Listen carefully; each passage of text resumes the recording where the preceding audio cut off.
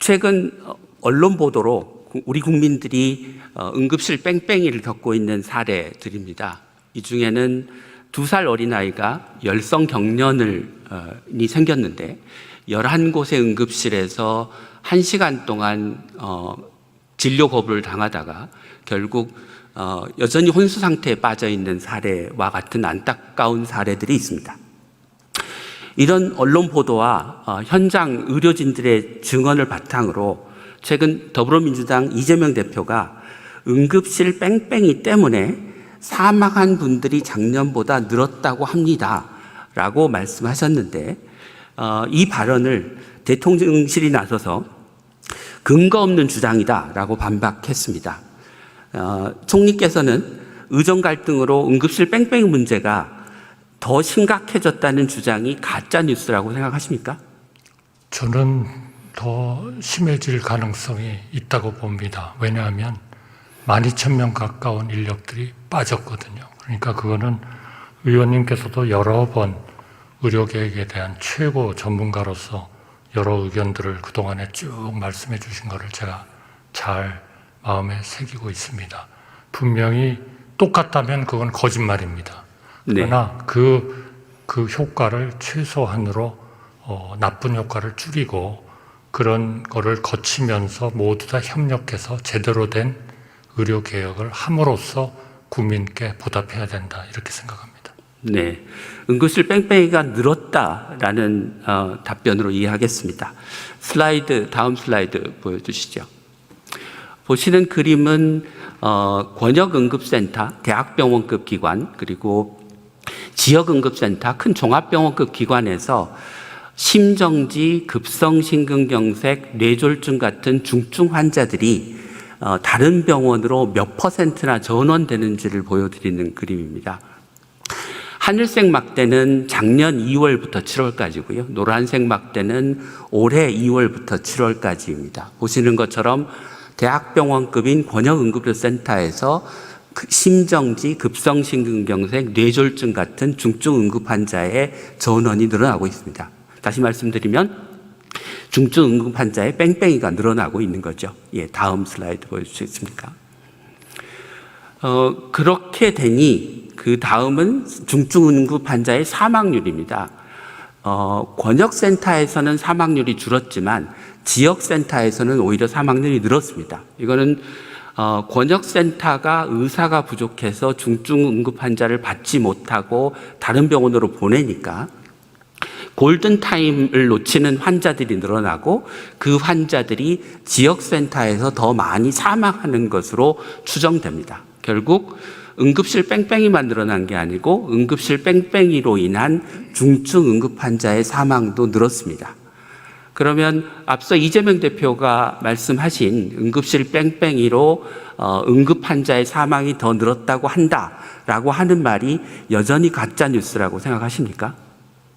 저는 그런 거에 대한 아주 통계를 우리 최고의 이 분야의 전문가인 우리 의원님께서 면밀하게 살피셨을 것이기 때문에 저는 지금 그 숫자를 달리 말씀드릴 숫자는 가지고 있지 않습니다. 다만 우리가 2004년, 2007년 이럴 때도 보면 많은 언론들이 보도를 한 것은 응급의료기관의 51% 의사가 부족하다. 응급실을 지킬 의사가 없다. 그거는 2008년 2월 15일 경향신문에 난 겁니다만 또 한국경제 같은 데서는 응급의료기관 60%가 미흡하다. 끊임없이 이 미흡하다는 문제가 제기가 돼 있었기 때문에 이 문제가 더 이상 우리나라에 지속 가능한 최고 수준의 의료를 유지할 수 없다. 이렇게 우리 의원님께서도 여러 번 지적을 해주셨고 해서 이 개혁의 안을 고통스럽지만 해야 된다라는 그런 안을 만들었고 또 상당 부분이 우리 의원님께서 지적하신 사항들을 저희가 많이 수용을 했다. 저희는 그렇게 생각하고 믿고 있습니다. 제가 검토를 해본 바에 의하면요. 그러나 물론 그런 과정에 전공이 거의 12,000명 거의 다가 나가버리신 상황이어서 결국 전문의와 PA 간호사들 돌아오신 전공의들 이분들이 정말 정말 헌신적으로 해주시고 계시다고 생각합니다. 네. 그러한 상황을 빨리 좀 네. 종결시켜야 된다 이렇게 네. 생각합니다. 이처럼 지금 응급의료 대란으로 응급 환자들이 제대로 치료를 못 받고 있습니다. 오늘 대국민 담화를 하셨는데 추석 응급의료 대책으로 어떤 것들을 정부가 내놓으셨습니까?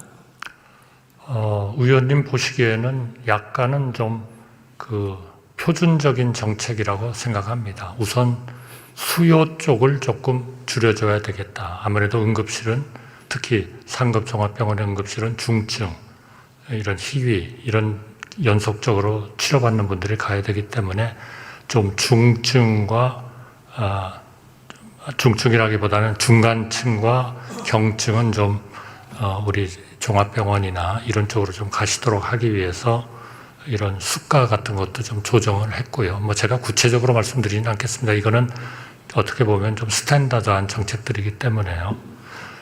그 다음에는 이제 공급 능력이, 의료 서비스에 대한 공급 능력이 늘어야 되지 않겠습니까? 그래서 그분들에 대해서 실제로 일하시는 분들, 또 헌신하고 계시는 전문의님들, 간호사님들, 이런 분들을 정말 최대한 좀 저희로서는 따뜻하게 좀 대우해 드릴 수 있는 그런 일들을 하고요. 이제 마지막으로는 역시 그 방금 말씀하신 이 이송, 전원, 이런 것들이 원활하게 이루어지는 것들이 굉장히 중요합니다.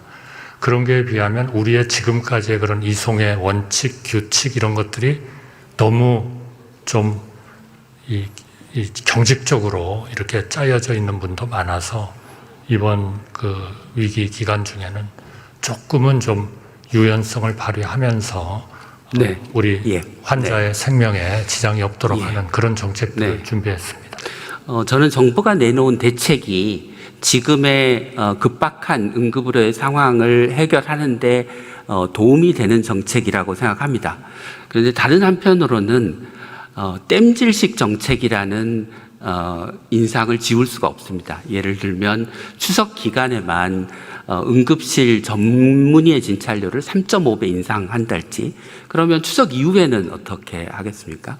그다음에 경증 환자가 그 큰 응급센터를, 대학병원 응급센터 이용을 자제해달라라고 이야기를 하지만 그 경증 환자 중에 상당수는 실제로 중증 응급 환자일 수 있습니다. 그래서 근본적인 문제는 응급실의 전문의를 늘리는 것과 함께 응급 환자의 수술, 시술, 중환자 진료를 담당할 최종 진료를 담당하는 전문의를 늘리는 것이 과제라고 생각합니다.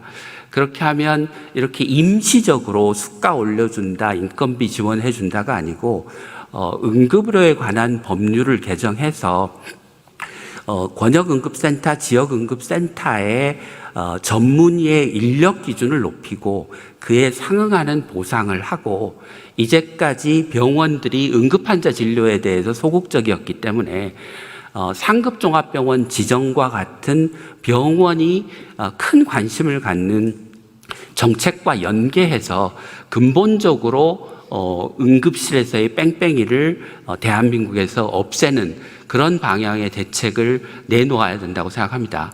그래서 만약 국회에서 그런 법을 발의한다면 정부가 적극적으로 검토하실 생각이 있으십니까? 저는 의원님의 그 문제 제기와 현상 파악에 대해서 저는 전적으로 공감합니다.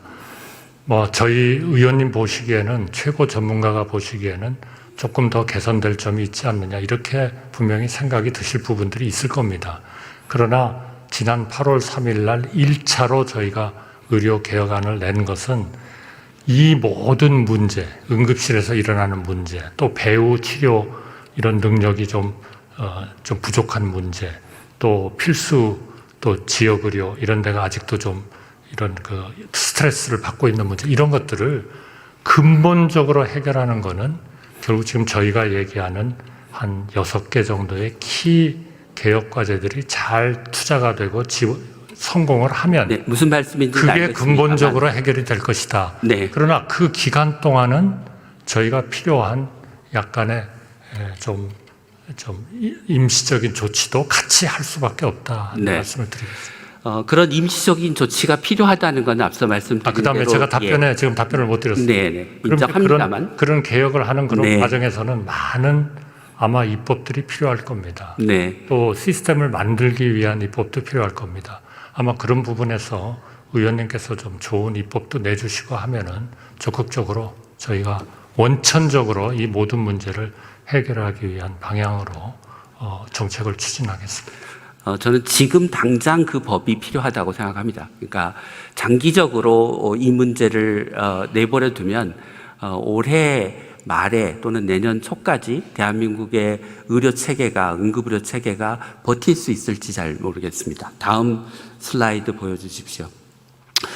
이번에는 그 응급의료 말고 비상진료 체계 얘기를 해보겠습니다. 정부는 비상진료 체계가 잘 작동하고 있다고 얘기하시는데요. 거꾸로 중증 환자들은 지금 제대로 진료를 못 받고 있다고 얘기를 합니다. 왼쪽에 보시는 복지부 자료에 따르면 상급 종합병원의 수술이 31%가 줄었습니다. 정부가 뭐라고 얘기하냐면 상급 종합병원은 경증 환자, 중등증 환자를 진료를 줄이고 중증 환자 진료에 집중하고 있다. 이렇게 얘기를 하고 있는데 오른쪽에 보시는 소위 우리나라의 빅5 병원의 암 수술이 하늘색은 작년, 노란색은 올해 얼마나 줄었는지를 보면 30%가 줄었습니다. 그 얘기는 무슨 얘기냐면 중증 환자 진료, 경증 환자 진료가 같은 비율로 줄었다는 것을 의미하고 정부가 이야기하는 비상진료 체계가 잘 작동하고 있다. 상급종합병원이 중증 환자 위주로 진료가 전환되고 있다라고 하는 말이 사실이 아니라고 하는 것을 보여주는 통계입니다. 여전히 총리님께서는 현재 비상진료 체계가 잘 작동하고 있고 중증 환자 진료에도 별 문제가 없다고 생각하십니까? 비상진료 체계는 그야말로 비상진료 체계입니다. 그게 단기적이든 중장기적이든 그런 상황보다도 더 잘할 수 있다면 지금의 비상진료 체계를 다 바꿔버렸겠죠. 그쪽으로. 그건 현실적으로 아니지 않습니까?